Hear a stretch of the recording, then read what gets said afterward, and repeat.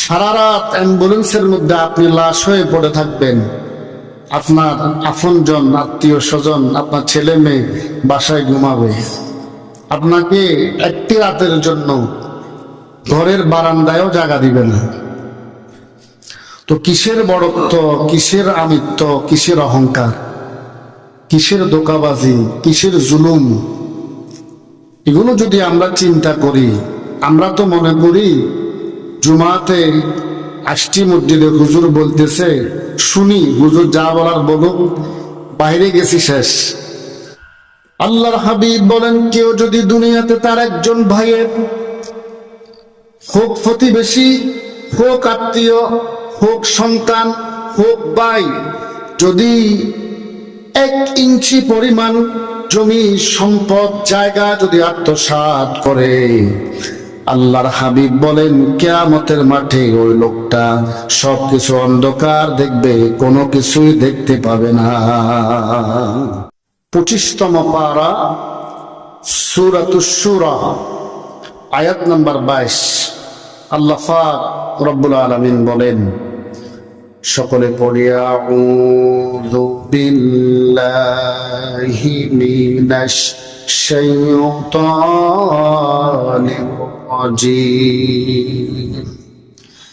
তারাল যালিমিনা মুশফিকিনা মিম্মা কাসাবু ওয়া হুয়া ওয়াকিউম বিহিম। আল্লাহ পাক রব্বুল আলামিন অত্র আয়াতে কারিমার প্রথম অংশের মধ্যে বলেন, হাবিব, তারা যালিমিনা মুশফিকিনা মিম্মা কাসাবু ওয়া হুয়া ওয়াকিউম বিহিম। আপনি দেখতে পাবেন সেদিন যারা জালিম, যারা মানুষের প্রতি জুলুম করেছে দুনিয়াতে, আপনি সেদিন অর্থাৎ কিয়ামতের দিন হাসরের ময়দানে তাদেরকে দেখতে পাবেন, তাদের কৃতকর্মের কারণে তাদের শাস্তিগুলো। আল্লাহ পাক তার হাবিবকে বলতেছেন, হাবিব, যারা দুনিয়াতে মানুষের প্রতি জুলুম করে, অন্যায় করে, অবিচার করে, আপনি সেদিন তাদের কৃতকর্মের জন্য তাদেরকে মৃত সন্তুষ্ট দেখতে পাবেন। একটা আসামির যখন রায় ঘোষণা করা হয়, তখন আসামিটা ভয়ে থাকে আমার কি রায় হয়, 14 বছর নাকি ফাঁসি, সেটা তো একমাত্র বিচারক সে জানে, তার আইন অনুযায়ী কি শাস্তি হবে। তো আল্লাহ পাক বলেন, হাবিব, যারা দুনিয়াতে মানুষের প্রতি জুলুম করে, জুলুম করেছে, করবে, তাদেরকে আপনি ভীত সন্তুষ্ট দেখতে পাবেন। সেদিন তারা ভয়ে থাকবে, অথচ তাদের কর্মের শাস্তি তাদের উপরেই পতিত হবে। এজন্য হাদিসে পাকের মধ্যে রাসূলুল্লাহ সাল্লাল্লাহু আলাইহি ওয়াসাল্লাম বলেন, আয-যুলমু যুলুমাতুন ইয়াওমাল কিয়ামাহ ওয়া ক্বালা আন-নাবিয়্যু আলাইহিমুস সালাতু ওয়াস সালাম। নবীজি বলতেছেন, যারা মানুষের প্রতি জুলুম করে তারা কিয়ামতের দিন কিছুই দেখতে পাবে না, সব কিছু অন্ধকার দেখবে, অন্ধকার। আপনি আপনার একজন মুসলমান ভাইয়ের সম্পদ আত্মসাৎ করলেন, আপনি আপনার ভাইকে পড়াশোনা জানে না, হয়তো বা আপনি শিক্ষিত, আপনি তার থেকে টিপসই নিয়ে তার সব সম্পত্তি নিয়ে নিলেন। আপনি আপনার বোনদেরকে সম্পদ থেকে মাহরুম করলেন। এমনও নজির পাওয়া যায়, এমনও কথা শোনা যায়, বাবা মৃত্যুর সাথে পাঞ্জা লড়তেছে আর সন্তানেরা বাবাকে এই মুহূর্তে রেজিস্ট্রি অফিসে নিয়ে গিয়ে টিপসই দিয়া সব সম্পত্তি নিজের নামে করে নিয়েছে। এইরকম কথাও আমরা শুনতে পাই, পাই কি পাই না? তো আপনিও থাকবেন না, আমিও তো থাকবো না, কেউই তো থাকবে না। সম্পদ আপনারও না, আমারও না, কারো না। সম্পদ কার? আল্লাহ পাক বলেন, আমি দুনিয়াতে ধনী এবং গরিব বানিয়েছি পরীক্ষার জন্য। আচ্ছা বলেন তো, আল্লাহ পাক যদি পৃথিবীর মধ্যে সব মানুষগুলাকে আপনার ধনী বানাই দিতেন, আল্লাহর কি রাজত্ব কমে যেত? তো বানান নাই কেন? সবাই যদি ধনী হতো, রিক্সা কে চালাইতো? সবাই যদি ধনী হতো, আপনার কনস্ট্রাকশনের কাজ কে করতো? এই জন্য আল্লাহ পাক যে যেটা পারবে, যার দ্বারা যেটা সম্ভব দুনিয়াতে আল্লাহ পাক তাকে সেটি দিয়েছেন। আমার দ্বারা শুধু ইমাম ও খতিবগিরি সম্ভব, আমি রাস্তায় কাজ করতে পারবো না। আল্লাহ পাক দুনিয়াতে আমাকে ইমাম খতিব বানিয়েছে। এভাবে অজস্র জ্বলন্ত প্রমাণ আছে। তো সম্মানিত হাজিরিন, আমি প্রায় টাইমে একটি কথা বলি, আপনার জায়গা, আপনার বাড়ি, আপনার ঘর পড়ে থাকবে, একদিন আপনি আমি থাকবো।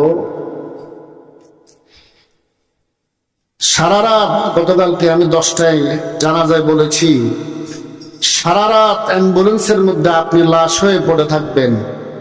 আপনার আপনজন, আত্মীয় স্বজন, আপনার ছেলে মেয়ে বাসায় ঘুমাবে, আপনাকে একটি রাতের জন্য ঘরের বারান্দায়ও জায়গা দিবে না।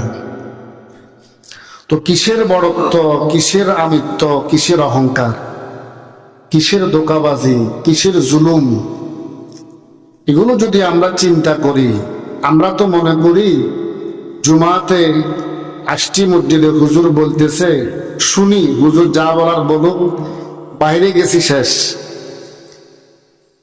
এই জন্য তো বয়ান না। বয়ান হলো আমি নিজেও আমল করব, আর আমরা শুনবো আমলের নিয়তে। তাহলে আমার এই আলোচনাটা, আমার এই বয়ানটা কাজে আসবে। কথা বলেন ঠিক কিনা? আল্লাহর হাবিব বলেন, কেউ যদি দুনিয়াতে তার একজন ভাইয়ের, হোক প্রতিবেশী, হোক আত্মীয়, হোক সন্তান, হোক ভাই, যদি 1 ইঞ্চি পরিমাণ জমি, সম্পদ, জায়গা যদি আত্মসাৎ করে, আল্লাহর হাবিব বলেন কিয়ামতের মাঠে ওই লোকটা সবকিছু অন্ধকার দেখবে, কোনো কিছুই দেখতে পাবে না। তাকে আপনি ঠকাইলেন। অনেক সময় মামারা বাগিনাদেরকে ঠকায়, আছে কি না? আছে। তাকে আপনি ঠকাইলেন। বাগিনারা, বোন, এরা হলো রেহেমের আত্মীয়, যারা এদেরকে ঠকাবে, ভাতিজা, ভাই, ফুফু, এদের সাথে আপনার সম্পর্ক আত্মার। এদেরকে যদি আপনি ঠকান, মুসিবতের ময়দানে আপনি ঠকে যাবেন। বুঝতে পেরেছেন? আল্লাহ পাক আমাদেরকে বুঝার ও মানার আমল করার তৌফিক দান করুক, আমিন। আমিন। আয়াতের পরের অংশে আল্লাহ পাক বলেন, والذين آمنوا وعملوا الصالحات في روضات الجنات। আর যারা ঈমান আনবে, আমলে সালেহ করবে, তারা ওই দিন থাকবে জান্নাতের উদ্যান সমূহে। পড়ুন না সুবহানাল্লাহ। উদ্যান মানে ফুলের বাগান। জান্নাত এটি আরবি শব্দ, বাংলা এর অর্থ হলো বাগান। বাংলা এর অর্থ কি? উদ্যান সমূহে, জান্নাতের উদ্যান সমূহে থাকবে। মানসিক রোগীকে ডাক্তার অনেক সময় প্রেসক্রাইব করে, কোনো ওষুধ না, তাকে আপনারা প্রাকৃতিক কিছু দৃশ্য দেখান। হ্যাঁ, তো ফুলের বাগানে গেলে, যখন আপনি অনেকগুলো ফুলের বাগান আছে, সেখানে যদি আপনি ঢুকেন, অটোমেটিকলি আপনার দিলের মধ্যে শান্তি আসবে। তো আল্লাহ পাক বলেন, যারা ঈমান আনবে এবং আমলে সালেহ করবে, তারা ওই দিন থাকবে জান্নাতের উদ্যান সমূহে। পড়ুন সুবহানাল্লাহ। এরপরে আল্লাহ পাক বলেন, লাহুম মা ইয়াশাউনা ইনদা রাব্বিহিম। জান্নাতে জান্নাতীরা আল্লাহর কাছে যে জিনিসটাই চাইবে, আল্লাহ পাক বলেন চাওয়ার সাথে সাথে আমি আমার বান্দাকে ওই জিনিসটাই দিয়ে দিব। মনে চেয়েছে একটু পাখির গোস্ত খাবেন, শুধু আপনি কল্পনা করবেন সেকেন্ডের মধ্যে বুনা হয়ে আপনার সামনে চলে আসবে। আপনি খাওয়ার পরে যে জুটা হবে জুটাগুলো রাখবেন, আবার আগের পাখির মতো উড়ে চলে যাবে। মনে চেয়েছে আপনার খাসির কলিজা, এটা আমি উদাহরণ দিচ্ছি। কি খেতে মন চায়, কি আপনার দরকার, বান্দা শুধু বলবে। আল্লাহ পাক বলেন লাহুম মা ইয়াশাউনা ইনদা রাব্বিহিম, তারা যেটাই চাইবে তাদের রব জান্নাতে তাদেরকে সেটাই দিয়ে দিবে। যালিকা হুয়াল ফাদলুল কাবীর, এটা হলো জান্নাতীদের জন্য আল্লাহর পক্ষ থেকে সবচেয়ে বড় নেয়ামত। সবচেয়ে বড় কি নেয়ামত। এজন্য আপনাকে আমাকে ঈমান নিয়ে মরতে হবে। কি নিয়ে? জোরে বলেন। ঈমান নিয়ে মরতে হবে। সেই কথাটা নবীরা পর্যন্ত আল্লাহর কাছে দোয়া করতেন, আল্লাহ আমি যেন ঈমান নিয়ে মুসলমান হয়ে মৃত্যুবরণ করতে পারি। কারা দোয়া করতেন? নবীরা। হযরত ইউসুফ আলাইহিস সালাতু ওয়াস সালাম দোয়া করেছেন। আল্লাহ পাক সেই দোয়াটা তার হাবিবকে শিক্ষা দিয়েছেন। ইউসুফ নবী দোয়া করেন, রব্বি ক্বাদ আতাইতানি মিনাল মুলকি ওয়া আল্লামতানি মিন তা'যীলিল আহাদিস। সূরা ইউসুফ 101 নম্বর আয়াত। কত নাম্বার? সূরা ইউসুফ 13 নম্বর পারা 101 নম্বর আয়াত। ইউসুফ নবী বলে, আল্লাহ আপনি আমাকে রাজত্ব দিয়েছেন এবং স্বপ্নের ব্যাখ্যা দেওয়ার মতো সে জ্ঞান দিয়েছেন। পড়ুন না সুবহানাল্লাহ। ইউসুফ নবী আল্লাহর শুকরিয়া আদায় করে, আল্লাহ আমার 11টা ভাই মিলে আমাকে বাবার কাছ থেকে, ইয়াকুব নবী বাবার কাছ থেকে বেড়ানোর কথা বলে আমাকে ঘর থেকে বের করে কুফের মধ্যে ফালাইয়া দিলেন। আপনি আল্লাহ আমাকে হেফাজত করেছেন, আর মিশরের একজন আমাকে মন্ত্রী বানাইছেন। এজন্য বলে, আল্লাহ আপনি আমাকে ওই অবস্থা থেকে উঠাইয়া মন্ত্রিত্ব পর্যন্ত রাজত্ব দিয়েছেন, এবং আমি ইউসুফ নবীকে আপনি স্বপ্নের ব্যাখ্যা বলার মতো জ্ঞান দান করেছে। এরপরে ইউসুফ নবী বলেন, ফাতিরাস সামাওয়াতি ওয়াল আরদ। দেখেন দোয়ার সিস্টেম কিভাবে, আল্লাহকে কেমনে খুশি করতে হয়। বান্দা বলে, ফাতিরাস সামাওয়াতি ওয়াল আরদ, ওগো আসমানের মালিক, ওগো জমিনের মালিক। পড়ুন না সুবহানাল্লাহ। ওগো আসমানের মালিক, ওগো জমিনের মালিক, আনতা ওয়ালিয়্যি ফিদ দুনিয়া ওয়াল আখিরাহ, আপনি আমার দুনিয়া এবং আখিরাত উভয় জগতের আপনি আমার অভিভাবক। পড়ুন না সুবহানাল্লাহ। কে কয়? কে বলে এটা? ইউসুফ নবী বলে, আনতা ওয়ালিয়্যি ফিদ দুনিয়া ওয়াল আখিরাহ, আল্লাহ আপনি দুনিয়া ও আখিরাতে আমার অভিভাবক। এরপরে তিনি বলেন, তাওয়াফফানি মুসলিমান ওয়া আলহিকনি বিস-সালিহিন। আল্লাহ যখন মৃত্যু দিবেন মুসলমান বানাইয়া নেককারদের সাথে মৃত্যু দান করিয়ে। এজন্য আমরাও তো দোয়া করার দরকার। কি দরকার না? কোন দোয়া? আল্লাহ যখনই মৃত্যু দিবেন মুসলমান বানাইয়া নেককারদের সাথে আল্লাহ মৃত্যুটা দান করবেন।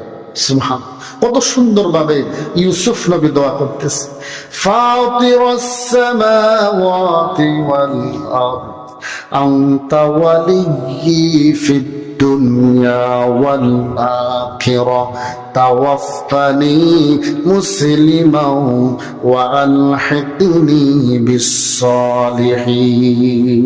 ওগো আসমানের মালিক, জমিনের মালিক আল্লাহ, আপনি আমার দুনিয়া আখিরাতের অভিভাবক। সুবহানাল্লাহ, সুবহানাল্লাহ। আল্লাহ যদি অভিভাবক হয়ে যায় তার দুনিয়াতেও চিন্তা নাই, আখিরাতেও কোনো চিন্তা নাই। এর ফলে তিনি বলেন তাওয়াফানি মুসলিমা ওয়া আলহিকনি বিসসালিহিন। আল্লাহ যখনই মৃত্যু দিবেন মুসলমান বানাইয়া নেককারদের শামিল করিয়া মৃত্যু দান করবেন। পড়ুন না সুবহানাল্লাহ। আল্লাহ পাক আমাদেরকেও প্রকৃত মুমিন মুসলমান বানাইয়া নেককারদের সাথে শামিল করে যেন মৃত্যু দান করে পড়ে আমিন। যদি আমরা গুনাহগার হয়ে বদকার হয়ে যদি কবরে যাই, কি অবস্থা হবে জাহান্নামে? যে হাদিসটা আমি আজকে পড়েছি, আল্লাহর হাবিব সহিহ মুসলিমের মধ্যে বলেন عن أبي هريرة رضي الله تعالى عنه بهذا الإسناد وقال هذا وقع في أسفلها فسمعتم وجبتها। এই হাদিসের মূল ইবারত হলো হযরতে আবু হুরায়রা রাদিয়াল্লাহু তাআলা আনহু হাদিসটা বর্ণনা করেন, যদি আমরা গুনাহগার হয়ে কবরে যাই, যদি জাহান্নামী হয়ে যায়, জাহান্নামের অবস্থা কেমন শুধু একটা হাদিস শুনেন, সবাই খেয়াল করেন। হযরত আবু হুরায়রা বলে, আমরা একদিন সাহাবীরা রাসূলুল্লাহর দরবারে বসে আছি, হঠাৎ করে একটা আওয়াজ হলো। আল্লাহর হাবিব সাহাবীদেরকে বলেন, সাহাবীরা তোমরা কি জানো এই আওয়াজটা কিসের আওয়াজ? সাহাবীরা বলে, ইয়া রাসূলুল্লাহ, ইয়া হাবিবাল্লাহ, আল্লাহ এবং তার হাবিব জানে। সুবহানাল্লাহ, সুবহানাল্লাহ। আল্লাহর হাবিব বলেন, এটা হলো ওই একটা পাথরের আওয়াজ। আজ থেকে 70 বছর পূর্বে এই পাথরটা জাহান্নামের মধ্যে নিক্ষেপ করা হয়েছিল। 70 বছর পরে গিয়ে এই পাথরটা জাহান্নামের তলদেশে আজকে পড়েছে। তোমরা সেই পাথরের আওয়াজটা শুনতে পেয়েছো। কত বছর? আজ থেকে 70 বছর আগে এই পাথরটা জাহান্নামে নিক্ষেপ করা হয়েছিল। 70 বছর পরে আজকে জাহান্নামের তলদেশে পড়েছে, আর সেই পাথরের আওয়াজের শব্দ তোমরা শুনতে পেয়েছ।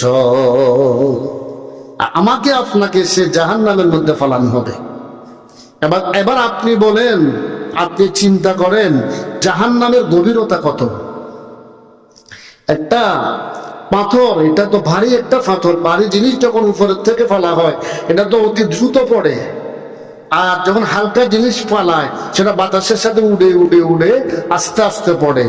একটা পাথর যখন 70 বছর আগে জাহান্নামের মধ্যে ফেলা হলো 70 বছর পরে যখন পড়লো, গভীরে গিয়ে একটা বিকট আওয়াজ হলো, সাহাবীরা শুনতে পেলেন। আর নবীজি বলতেছেন, তোমরা কি জানো কিসের আওয়াজ এটা? নবীজি বর্ণনা করলেন ওই পাথরের আওয়াজ। পড়ুন না নাউজুবিল্লাহ। এই জাহান্নামের আগুন ভয়াবহতা আমরা কিভাবে সহ্য করব এই চামড়ার শরীরে নিয়ে? তাহলে এখনো সময় আছে, আমরা পরিপূর্ণভাবে তাওবা করি, গুনাহ ছেড়ে দিই, 5 ওয়াক্ত নামাজ পড়ি, হালাল হারামের তমিজ করি। একটা কথা মনে রাখবেন, কখনো কখনো হারামের মধ্যে শান্তি নাই, হালালের মধ্যেই শান্তি। যদিও দুনিয়াতে একটু কষ্ট হয়, যদিও দুনিয়াতে একটু কি হয়, কষ্ট হয়, তবুও মনে রাখবেন হালাল খেয়েছেন, আপনার কোনো চিন্তা নাই, দুনিয়াতেও নাই আখিরাতেও নাই। বিছানার সাথে ফিট লাগাবেন, ঘুম চলে আসবে।